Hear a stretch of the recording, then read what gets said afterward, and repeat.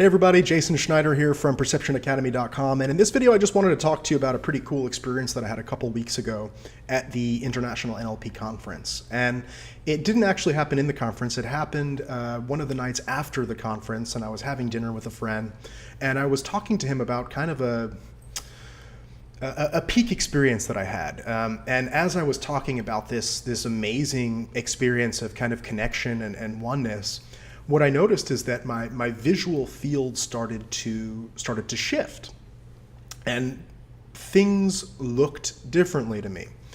And I got, as a neurosemanticist, as a neurolinguistic programmer, I got very curious. I said, to myself, I'm going, what's going on here? What's happening? And the fascinating thing is, what I noticed was that and it's a submodality distinction. I don't know if I've ever read this, if it's listed in a typical submodality checklist, if you're familiar with NLP. But what happened was that my vision had become more HD. So things seemed more real. That's the kind of the frame or the experience of it.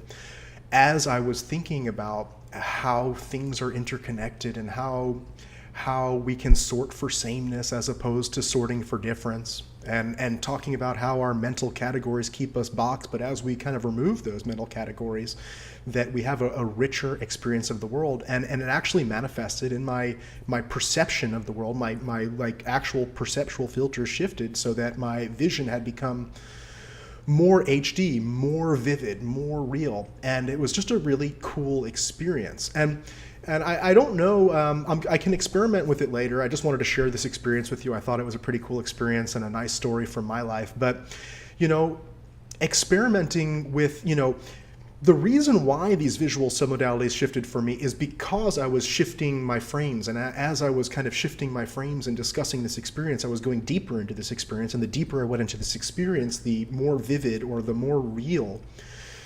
that things became to me.